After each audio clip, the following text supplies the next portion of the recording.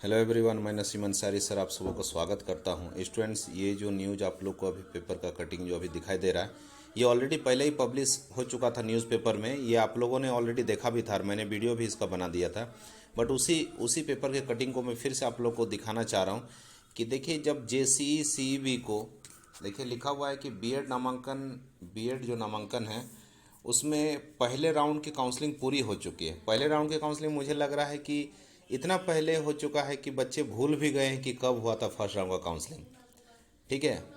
Plus मुझे लग रहा है कि बहुत से बच्चों का अब इंटरेस्ट भी कम होने लगा होगा बीएड से। तो ऐसी बात नहीं है, मैं आप लोग को बस ये बताना चाह रहा हूँ कि आप लोग हिम्मत रखिए। आप में से बहुत से स्टूडेंट बार बार मैं कुछ भी वीडियो बनाता हूँ, किसी भी चीज़ का वीडियो बनाता हूँ, लेकिन स्टूडेंट मुझे आश्चर्य लगता है कि मैं किसी भी टॉपिक पे वीडियो बनाता हूँ बट उसमें आप लोग कमेंट करते हैं कि सर सेकंड राउंड कब होगा। मतलब मेरा कोई भी वीडियो आता है तो आप लोग सोचते हैं कि काश सेकंड राउंड के बारे में कुछ सर बताते हैं। मुझे भी बहुत ख़राब लगता है। समझ गए? ऐसी बात नहीं है कि आप लोग परेशान हैं और मैं आराम से हूँ, मैं इंजॉय कर रहा हूँ। ठीक है, मुझे कोई फ़र्क नहीं पड़ रहा, वैसी बात नहीं है। जब मुझे इंटरेस्ट है तभी तो मैं हर चीज़ का अपडेट देता हूँ। आप लोग को अपना नंबर भी मैंने दे दिया है कि आप लोग कभी भी कॉल कर सकते हैं। ठीक है। तो देखिए, जब जेसीसीबी को पता है कि पहला राउंड का काउंसलिंग हो चुका है, हम लोग पिछले साल देखे थे 2022-24 वाले सेशन के लिए। हम लोग उसमें देखे थे कि जब पहला राउंड का काउंसलिंग ख़त्म हुआ तो तुरंत उसके बाद अपडेट आ जाता था कि सेकंड राउंड का काउंसलिंग कब से होगा, डॉक्यूमेंट वेरिफिकेशन कब होगा, एडमिशन कब होगा, तीसरा राउंड कब से होगा, तीसरा राउंड का प्रोसेस खत्म होने के बाद चौथा राउंड कब से होगा। बहुत ही सिस्टमेटिक वे में सारा चीज़ हम लोग देख रहे थे। समझ गए? बट इस बार हम लोग देख रहे हैं कि पहला राउंड का काउंसलिंग होने के बाद कुछ भी लग रहा है कि जैसे कि एडमिशन ख़त्म हो चुका है, सीट भी पूरा 100 का 100 सीट या जितना है 100% सीट फुल हो चुका है। ऐसा ये लोग कर रहे हैं जैसे लग रहा है कि मतलब कि बीएड के बारे में इनको खुद पता नहीं है कुछ। समझ गए? तो ऑलरेडी जेसीईसीबी को पता है, सब कुछ पता है। ऐसी बात, और कभी आप लोग ये मत सोचेगा कि जेसीईसीबी भूल गई है। समझ गए? ऐसा नहीं होता है। इतना एक्सपर्ट है ये लोग, माहिर है ये सब काम। इससे पहले भी ऑलरेडी इतने अच्छे तरह से 2021 में इन्होंने किया था, 2022 में तो रांची यूनिवर्सिटी को मिला था। समझ गए? तो इसीलिए आप लोग ये मत सोचिएगा कि जेसीईसी भी भूल गई है या फिर क्या कर रही है। देखिए, मैंने कुछ लोगों से ये भी पता किया तो उनका कहना है कि 2022 में जो लोग ग्रेजुएशन जिनका कंप्लीट हो चुका है उन्हीं को फॉर्म भरने का इसमें बोला गया था कि फॉर्म को वही फिल करें जिनका ग्रेजुएशन कंप्लीट है। बट 2023 में जो वैकेंसी आई है 23-25 में बीएड के लिए, इसमें लिखा था कि appearing students can also apply. समझ गए? तो जेसीईसीबी को बार बार ये परेशानी हो रही है कि स्टूडेंट को अच्छा सीएमएल लाने के कारण अलॉटमेंट तो मिल जा रहा है, बट अपियरिंग होने के कारण उनको बहुत से कॉलेज वाले एडमिशन नहीं ले रहे हैं। बहुत से कॉलेज वाले उनको ये भी शिकायत करते होंगे, मेरा जहाँ तक अंदाज है। कॉलेज के जो बीएड के जो इंचार्ज हैं, कॉलेज के जो हेड हैं, वो जेसीईसीबी को कॉल भी करते होंगे कि अपियरिंग वालों को क्यों आपने अप्लाई कर दिया है, क्यों आपने अलाउ कर दिया है। किसी भी चीज़ का कोई डॉक्यूमेंट नहीं है, कुछ भी प्रूफ नहीं है, पता नहीं ये पास हो पाएगा कि नहीं हो पाएगा, एग्ज़ाम देगा या नहीं देगा, मेरा एक सीट फिर बेकार हो जाएगा। क्या हो भी सकता है कि बहुत से बच्चे फेल हो जाएंगे। सपोज ऐसा नहीं हो, हम लोग ऐसा कभी नहीं सोचते हैं। हम लोग दुआ करते हैं कि हर बच्चा पास हो, हर एक एग्जाम में हर बच्चा पास हो। ठीक है। सपोज किसी भी कारण से कुछ भी ऐसा हो जाएगा तो कॉलेज का जो 100 सीट होता है ना, बीएड इंचार्ज से मैं बात कर रहा था पिछले साल, मुझे याद है उनका बात। उन्होंने कहा था कि सर 100 सीट का हमारा कॉलेज में 100 सीट का परमिशन मिला है। ठीक है, इनटेक जिसको बीएड के लैंग्वेज में इनटेक बोला जाता है ना, कि इनटेक कितने का है कॉलेज का, तो 100 का है। इस कॉलेज में 150 का इनटेक है, इस कॉलेज में 200 का इनटेक है ना। समझ गए? तो इनटेक 100 का यदि है किसी कॉलेज में, और यदि 99 भी सीट यदि उसमें फिल हो गया और 1 सीट भी बचा रह गया तो कॉलेज को उसमें लाखों का नुकसान होता है। पूरे 100 सीट का जोड़कर कॉलेज को पे करना पड़ता है। समझ सकते हैं आप लोग।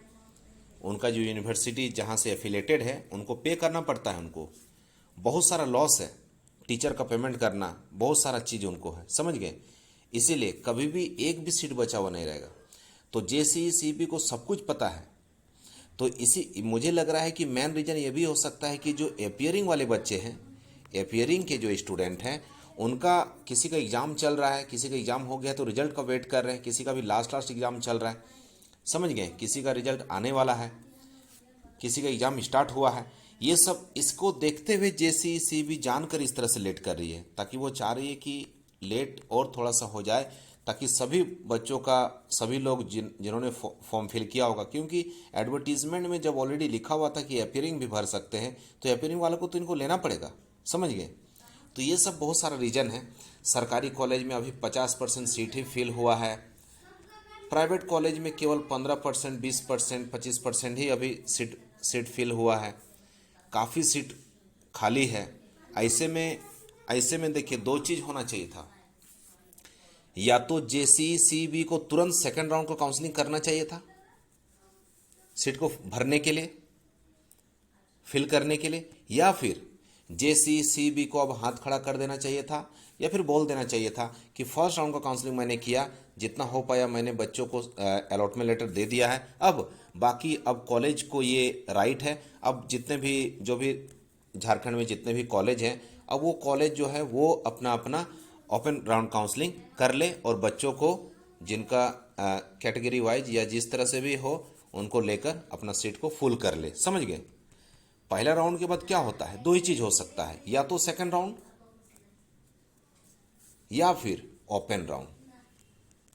बट हम लोग देख रहे हैं कि दोनों में से कुछ भी नहीं हो रहा है। इससे ये पता चल रहा है कि सेकंड राउंड का काउंसलिंग ही होगा, सेकंड राउंड का काउंसलिंग होगा, बहुत जल्द स्टार्ट हो जाएगा।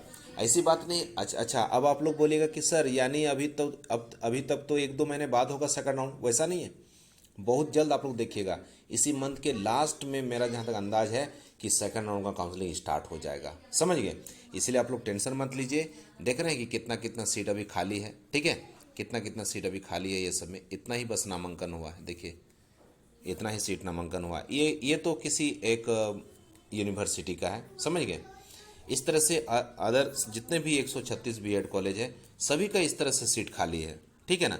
इसलिए आप लोग टेंशन नहीं लीजिएगा, और कुछ भी अपडेट होगा। अच्छा, मैं आप लोग को ये भी मुझे लग रहा था, मुझे क्या बताना था, कल मैं रांची यूनिवर्सिटी जाऊंगा, ठीक है, कल मैं रांची यूनिवर्सिटी जाऊंगा और वहाँ पर जाकर डीएसडब्ल्यू से मिलूंगा, डिस्ट्रिक्ट स्टूडेंट्स वेलफेयर के जो हेड हैं डीएसडब्ल्यू, ठीक है, बीएड का है ना, बीएड का जो डीएसडब्ल्यू हैं, पूरे जिला का जो स्टूडेंट का जो कल्याण के जो हेड हैं, उनको अपडेट जरूर होगा, उनको जरूर अपडेट होगा कि बीएड के बारे में, कि मैं बोलूँगा कि सर लगभग 1 महीना होने चला है सर, पहला राउंड का काउंसलिंग हुआ है, सेकंड राउंड के बारे में कुछ पता ही नहीं है सर, काइंडली बहुत दूर से आया हूँ सर, कुछ अपडेट दीजिए। मैं ज़रूर उनको पूछूंगा और कल मैं आप लोगों को बताऊंगा, ठीक है, तो आप लोग टेंशन नहीं लीजिएगा।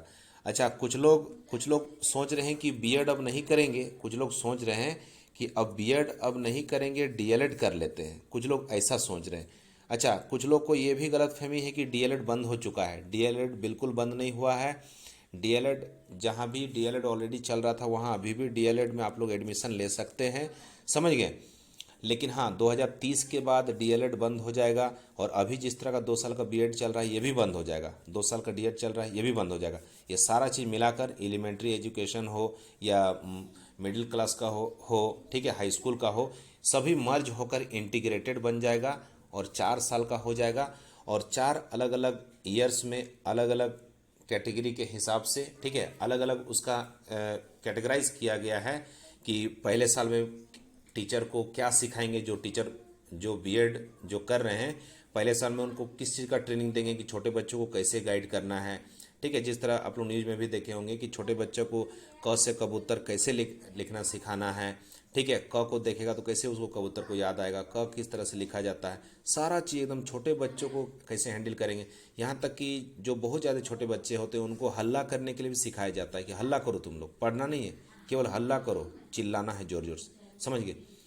बट बीएड जो करते हैं, रियली में देखा जाए तो बीएड में तो ये सब नहीं होता है। कभी कभी हम लोग ये भी देखे हैं, मैंने ये फील किया है कि बहुत से जो तेज टीचर हैं, जो बहुत ही अच्छे इंटेलिजेंट हैं, उनको जब एवरेज बच्चों को पढ़ाने को या कमज़ोर बच्चों को पढ़ाने को दे दिया जाता है, ठीक है, जिनको बार बार समझाने के बावजूद भी जिनको समझ में नहीं आता है, वैसे बच्चा जब उनको मिलता है तो वो बच्चों को सेटिस्फाई भी नहीं कर पाते हैं, और बच्चे भी शिकायत करते हैं कि ये टीचर हम लोग का नहीं चलेगा, हमको चेंज कीजिए। आप लोग ऐसा जरूर देखे होंगे, मैंने भी ऐसा देखा है।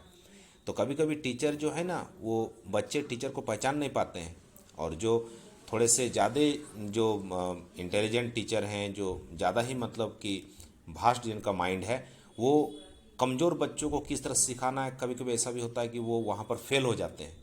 एक से एक ब्रिलियंट स्टूडेंट को वो समझा देंगे, बट कमज़ोर को वहाँ पर हैंडल नहीं कर पाते। ये सब सारा चीज़ मुद्दा देखते हुए इस अभी ये जो बीएड और डीएलएड है, ये सब अभी जो मुद्दा है, ये इस कारण से भी आया है कि डीएलएड के बच्चे ही सूटेबल हैं छोटे बच्चों को गाइड करने के लिए। तो ये सबको देखते हुए अलग अलग स्टेजेज में, 4 अलग अलग स्टेजेज में सबको ट्रेंड किया जाएगा 2030 से बट उसके लिए अभी से ही चल रहा है ये, ठीक है। इंटीग्रेटेड हो सकता है बहुत जल्द ही अब शुरू हो जाएगा। ऐसा भी हो सकता है कि 2024 से जो है ना, इंटीग्रेटेड जो बीएड है 4 साल का, वो हो सकता है अभी से ही स्टार्ट हो जाएगा। और इस तरह से टीचर को फ्रेम कर दिया जाएगा, तैयार कर दिया जाएगा कि किसी, चाहे 1 क्लास का बच्चा हो, चाहे 10 क्लास का बच्चा हो, किसी भी बच्चा को वो आराम से हैंडल कर ले, समझ गए। तो इसीलिए जो लोग बीएड छोड़ना चाह रहे हैं और डीएलएड करना चाह रहे हैं, याद रखिएगा कि डीएलएड का एज भी बहुत कम है। गवर्नमेंट टीचर बनने के लिए, प्राइमरी टीचर 1 to 5 का टीचर बनने के लिए एज भी उसके लिए कम है, 30 के आसपास है, 30 के आसपास है, समझ गए। लेकिन यदि आप बीएड कर लेते हैं तो 6 to 8 के बच्चों को भी आप पढ़ा सकते हैं, 9-10 के भी बच्चों को पढ़ा सकते हैं। और इसके लिए एज लगभग 43 के आसपास आपको एज मिलेगा, मतलब बहुत काफ़ी एज का आपको रिलैक्सेशन बहुत ज़्यादा मिलेगा। तो जिनका एज 25 से कम है, जिनका एज 25 से कम है, वो लोग डीएलएड के बारे में सोच सकते हैं, ठीक है। बिलो 25 जिनका है, वो लोग सोच सकते हैं कि डीएलएड करना है। बट यदि आपका 26, 27, 28 इस तरह का कुछ हो गया है, तो अब आप डीएलएड मत कीजिए, आपको फ़ायदा नहीं होगा। हो सकता है कि वैकेंसी 1-2 साल बाद निकले, तो तब तक आपका एज भी ख़त्म हो जाएगा। और बीएड के लिए 43 के आसपास या फिर 42, या हो सकता है कैटेगरी में है तो 45 भी, समझ गए ना। तो ये इतना है, ये अप्रॉक्स में है, एक बार उसको देख लीजिएगा, समझ गए। इसीलिए सोच समझ कर डिसीजन लेना है, तुरंत ऐसा नहीं कि कुछ भी तुरंत कर लेंगे। कुछ भी आप लोग वैसा कुछ होगा तो मुझे भी आप लोग कंसल्ट कर सकते हैं, समझ गए। मेरे से भी आप लोग सजेशन ले सकते हैं, ठीक है। मैंने नंबर यहाँ लिख दिया है,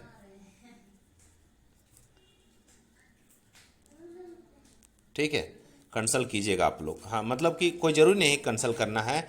रिक्वायर यदि हो, बहुत ज़्यादा अर्जेंट हो, तो आप लोग कंसल्ट कर सकते हैं, कुछ पूछना हो तो पूछ सकते हैं, ठीक है। तो आप लोग बहुत जल्द, कल मैं जाऊंगा वहाँ, कल कुछ पता करूंगा बीएड के बारे में, सेकंड राउंड के बारे में। आप लोग बार बार कमेंट कर रहे थे कि सेकंड राउंड कब होगा सर, उसी कारण मुझे अच्छा नहीं लग रहा था। मैं अभी दूसरा कुछ काम कर रहा था, बहुत ही अर्जेंट, मैं अभी कुछ नोट्स बना रहा था मैं, समझ गए। बट याद आया तो फिर मुझे लगा एक छोटा सा एक वीडियो बना दें, ठीक है। Thank you everyone, God bless you. और कल मैं आप लोग को अपडेट दूंगा। थैंक यू एवरीवन, टेंशन मत लीजिएगा कोई, ठीक है। हिम्मत रखिए, कॉन्फिडेंस रखिए, हमेशा पॉजिटिव सोचिए, सब चीज़ ठीक होगा, ठीक है। Thank you everyone.